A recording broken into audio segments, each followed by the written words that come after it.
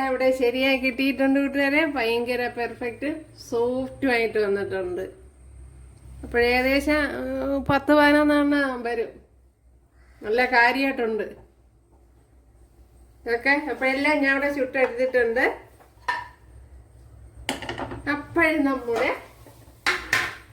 Pink സേമിയയും നമ്മുടെ ബോളിയും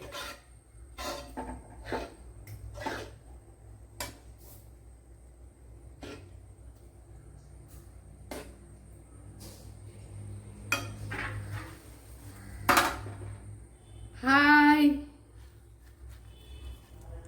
അപ്പോഴുണ്ടാക്കി നോക്കണം കൂട്ടുകാരെ. Soft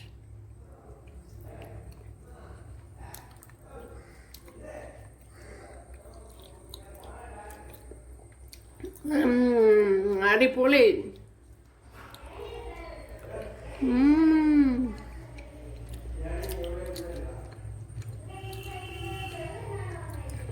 super.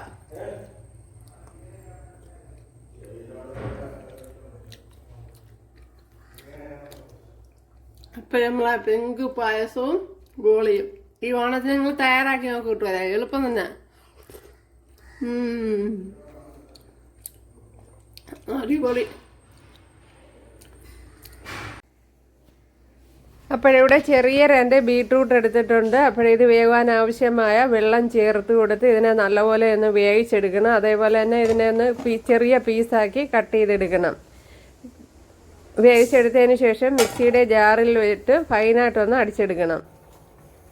അപ്പോൾ നമ്മുടെ ട്രിവാൻഡ്രം സ്റ്റൈൽ ബോളിക്ക് വേണ്ടി 1.5 ഗ്ലാസ് പർപ്പസ് ഫ്ലോറാണ് എടുത്തിരിക്കുന്നത്. അപ്പോഴേ 1.5 ഗ്ലാസ് എന്ന് പറയുമ്പോൾ കുമിച്ച് എടുക്കുന്നില്ല, ശ്രദ്ധിക്കണം ഉണ്ടല്ലോ. അപ്പോൾ ഈ അളവിലാണ് മൈദാമാവ് എടുക്കാനുള്ളത്. 1.5 ഗ്ലാസ് മൈദാമാവ് പർപ്പസ് ഫ്ലോറാണ് എടുത്തിരിക്കുന്നത്. അപ്പോൾ ഈ മാവിലേക്ക് ആവശ്യത്തിന് ഒരു 1/2 ടീസ്പൂൺ മഞ്ഞൾപ്പൊടിയും ആവശ്യത്തിന് ഉപ്പും ചേർത്ത് കൊടുക്കാം. അതിനുശേഷം 1 ടേബിൾ സ്പൂൺ നെയ്യ് കൂടെ ചേർത്ത് കൊടുക്കാം.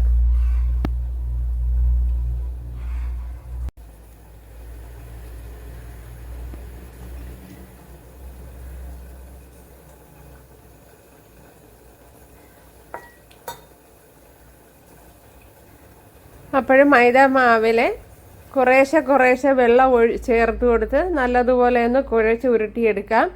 കുഴച്ച് ഉരുട്ടിയെടുത്തതിന് ശേഷം ഇതിലേക്ക് ഒരു 2 ടേബിൾ സ്പൂൺ നല്ലെണ്ണ ചേർത്ത് കൊടുക്കുക. അപ്പോൾ നല്ലെണ്ണ തന്നെ ചേർത്ത് കൊടുക്കണം. അപ്പോഴേ മാവ് ഇതുപോലെ ഉരുട്ടിയെടുക്കുമ്പോൾ ചപ്പാത്തിയെക്കാളും കുറച്ചുകൂടെ ലൂസായിരിക്കണം. എന്നാലും നമുക്ക് കൈ എടുത്ത് വെച്ച് പരത്താൻ പാകത്തിനുമായിരിക്കണം. അങ്ങ് ഒഴുകി പോകാൻ പാടില്ല. ഇതേപോലെ ഉരുട്ടിയെടുക്കുമ്പോൾ ഇതേ പരുവത്തിന് ഇരിക്കണം മാവ്. അപ്പോൾ ഇതേപോലെ വേണം കുഴച്ചെടുക്കാൻ. അപ്പോഴും നല്ലെണ്ണ തന്നെ മൈദാ മാവിൽ ചേർത്ത് കൊടുക്കണം. അപ്പോഴും മാവ് നല്ലെണ്ണ ഒഴിച്ച് കുഴച്ചതിന് ശേഷം 1 മണിക്കൂർ കറക്റ്റ് റെസ്റ്റ് ചെയ്യാൻ വെച്ചിരിക്കണം. എന്നാലേ മാവ് ശരിയായി കിട്ടുള്ളൂ.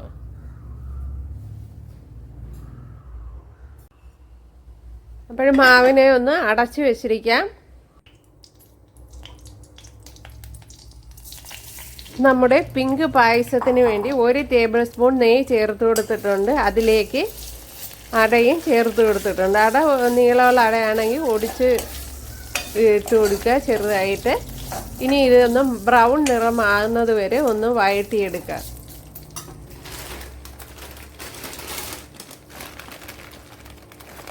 ഇവിടെ കുത്തുവിളക്കിൻ്റെ എന്ന കമ്പനിയുടെ വെർമസലിയാണ് എടുത്തിരിക്കുന്നത്. അപ്പോൾ ഇതിൻ്റെ അട നല്ലതാണ്. ഇത് ഉപ്പുമാവിനും എല്ലാം നല്ലതാണ്. അതിൻ്റെ ഒരു 60 ഗ്രാമാണ് ഞാൻ എടുത്തിരിക്കുന്നത്.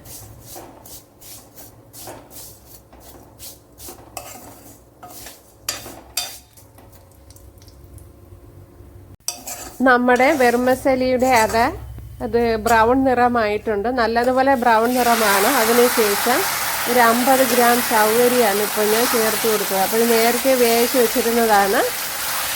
നല്ലതുപോലെ കഴുകിയതിന് ശേഷം വെള്ളമൊക്കെ ചേർത്ത് വേവിച്ചെടുത്തതാണ്. അതിനുശേഷം ഇനി ഇതിലേക്ക് ഒരു 2 ഗ്ലാസ് പാലിന് 2 ഗ്ലാസ് വെള്ളം ഒഴിച്ച് സെപ്പറേറ്റ് തിളപ്പിച്ച് വെച്ചിരുന്നതാണ്. അപ്പോൾ സെപ്പറേറ്റ് പാല് തിളപ്പിച്ച് തന്നെ എടുക്കണം. ചിലപ്പോൾ നെയ്യിൽ കൂടെയൊക്കെ പാലൊഴിക്കുമ്പോൾ പിരിഞ്ഞു പോകും. അതുകൊണ്ട് നേരത്തെ ഇതുപോലെ തിളപ്പിച്ച് വെച്ച് കൊടുക്കണം. ഇനി നല്ലതുപോലെ ഇതൊന്ന് കലക്കിയെടുക്കാം.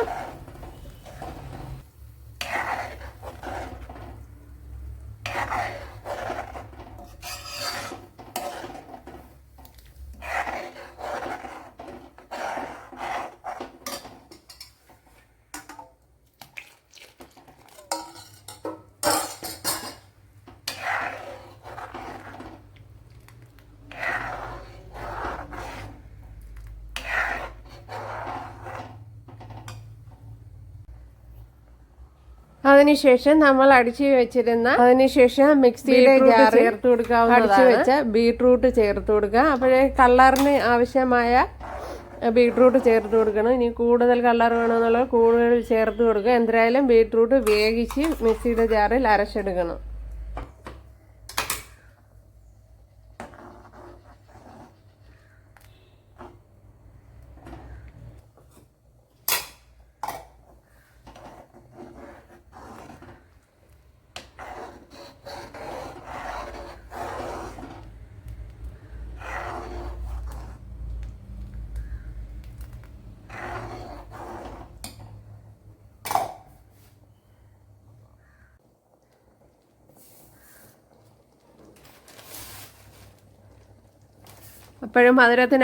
അപ്പോഴും നമ്മുടെ ബോളിക്ക് വേണ്ടി 1 ഗ്ലാസ് കടലപ്പരിപ്പ് 1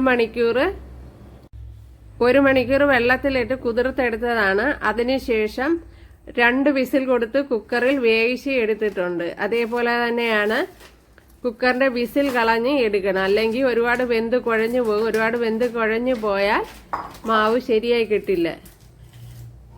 അപ്പോഴേ കടല വെന്ത വെള്ളമെല്ലാം ഒഴിച്ച് കളഞ്ഞ് വേണം ശരിയാക്കി എടുക്കുക. അതിനുശേഷം ഒരു ചട്ടിയിൽ 1 ടേബിൾ സ്പൂൺ നെയ്യ് ചേർത്ത് കൊടുക്കണം. അതിലേക്ക് നമ്മുടെ മിക്സിയുടെ ജാറിൽ അരച്ചു വെച്ച കടലമാവ് ചേർത്ത് കൊടുക്കണം. അതിനോടൊപ്പം തന്നെ 1 ഗ്ലാസ് ഷുഗർ കൂടെ ചേർത്ത് കൊടുക്കണം. അതിനുശേഷം 1/2 ടീസ്പൂൺ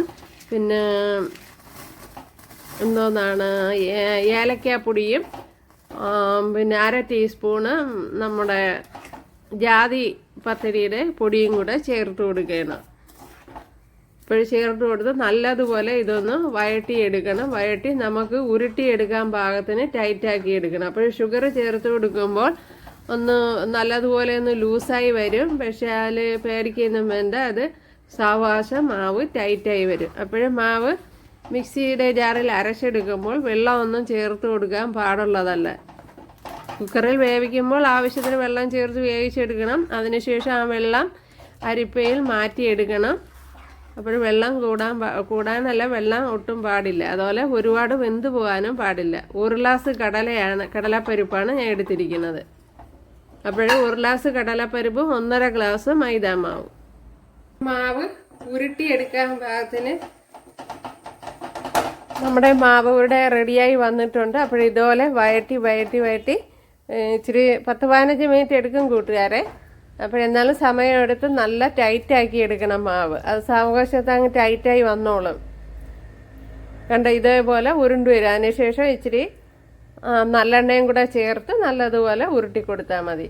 തണുത്തതിന് ശേഷം ഇതുപോലെ ഉരുട്ടിയെടുക്കുക. നല്ലെണ്ണ ചേർത്ത് കൊടുക്കണം. വേറെ ഓയിലൊന്നും ചേർത്ത് കൊടുക്കാൻ പാടില്ല.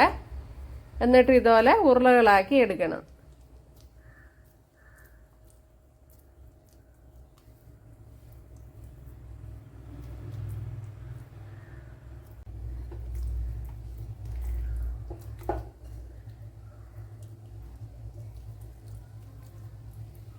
നമ്മൾ കുഴച്ച് വെച്ച മൈദാ മാവ് ഇവിടെ നല്ല പെർഫെക്റ്റ് ആയിട്ട് വന്നിട്ടുണ്ട് കൂട്ടുകാരെ. അപ്പോൾ കുറച്ച് നല്ലെണ്ണയും കൂടെ കയ്യിൽ നമ്മൾ തേച്ച് കൊടുത്ത് ഇതേപോലെ മൈദാ മാവിനെ പരത്തിയെടുക്കണം. അതിനുശേഷം നമ്മൾ നേരത്തെ ഉരുട്ടി വെച്ച കടല മാവ് അതിൽ വെച്ച് കൊടുക്കണം. അതിനുശേഷം ഇതുപോലെ അധികം വരുന്ന മാവിനെ മാറ്റി കൊടുക്കണം. അത് തീർച്ചയായിട്ടും ചെയ്യേണ്ട കാര്യമാണ്. ഇതുപോലെ പിച്ച് മാറ്റി കൊടുക്കണം. ഇനി നമ്മുടെ ചപ്പാത്തി പലകയിൽ കൗണ്ടർ ടോപ്പിൽ ഇച്ചിരി അരിപ്പൊടി ചേർത്ത് കൊടുക്കണം. അരിപ്പൊടി എന്ന് പറയുന്നത് അപ്പത്തിൻ്റെ അരിപ്പൊടിയാണ്, വറുത്ത അപ്പത്തിൻ്റെ അരിപ്പൊടി. അപ്പത്തിൻ്റെ ഇടിയപ്പത്തിൻ്റെ അരിപ്പൊടി. ഇതുപോലെ ഉരുട്ടി കൊടുത്തതിന് ശേഷം ഇതേപോലെ മാവ് കവർ ചെയ്ത്, ഒരുപാട് അങ്ങ് പിടിപ്പിക്കേണ്ട, മാവ് കുറച്ച് മതി പിടിപ്പിച്ച് കൊടുത്ത് ഇതേപോലെ പരത്തിയെടുക്കണം. ഒരുപാട് മാവിൽ ബലം കൊടുക്കാൻ പാടില്ല, എങ്കിൽ കയറി ഒട്ടിപ്പിടിക്കും. നൈസായിട്ട് നീക്കി കൊടുക്കണം, വളരെ പ്രസ് ചെയ്യാതെ നീക്കി കൊടുക്കണം. വെറുതെ നീക്കി കൊടുത്താൽ അങ്ങ് പരന്നോളൂ. അതേപോലെ ഒരുപാട് കട്ടി ഉറയ്ക്കാനും പാടില്ല, എങ്കിൽ നമുക്ക് എടുത്ത് മാറ്റാനൊക്കെ പാടായിരിക്കും. അതുപോലെ തന്നെ പിഞ്ചു പോവും, അതൊക്കെ ശ്രദ്ധിക്കുക.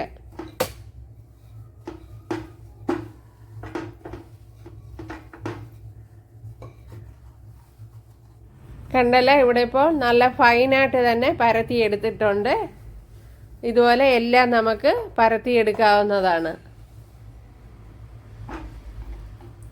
അടുത്തും ഇതുപോലെ തന്നെയാണ്. ഇതുപോലെ മൈദ മാവ് പിച്ചെടുക്കുക, നമ്മുടെ കയ്യിൽ വെച്ച് ഉരുട്ടിയെടുത്തതിന് ശേഷം ഇതുപോലെ പരത്തുക. അതിനുശേഷം കടലമാവ് വെച്ച് കൊടുക്കുക. എളുപ്പമാണ് കൂട്ടുകാരെ. കടലമാവ് നമ്മൾ ഈ വരട്ടുന്ന സമയത്താണ് ശ്രദ്ധിക്കാറുള്ളത്. അതുപോലെ മൈദാമാവും കുഴച്ച് വെക്കുമ്പോൾ ശ്രദ്ധിച്ചാൽ മതി. നല്ല അടിപൊളി ടേസ്റ്റാണ്. നമ്മളിവിടെ എല്ലാവരും കഴിച്ചതാണ്.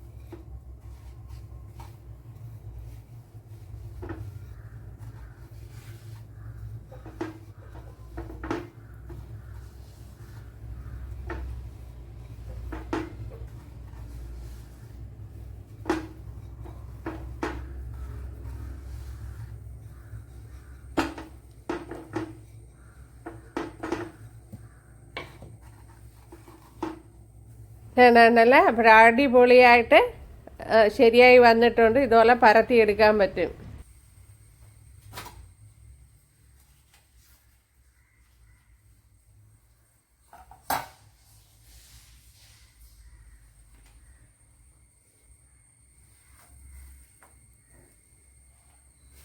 അപ്പോൾ നമ്മുടെ ദോശ വെച്ച് കൊടുത്തതിന് ശേഷം നെയ്യ് ചേർത്ത് കൊടുക്കണം.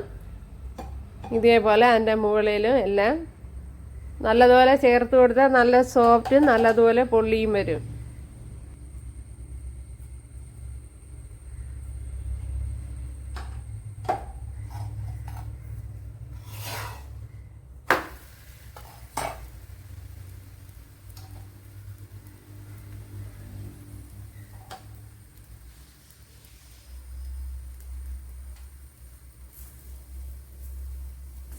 അപ്പോൾ കൂട്ടുകാരെല്ലാവരും ചെയ്ത് നോക്കുക. ഇഷ്ടമായാൽ സബ്സ്ക്രൈബ് ചെയ്ത് സപ്പോർട്ട് ചെയ്യുക. അപ്പോൾ അടുത്തൊരു വീഡിയോ ആയിട്ട് കാണാമെന്ന് പറഞ്ഞുകൊണ്ട് എല്ലാവർക്കും താങ്ക്സ്.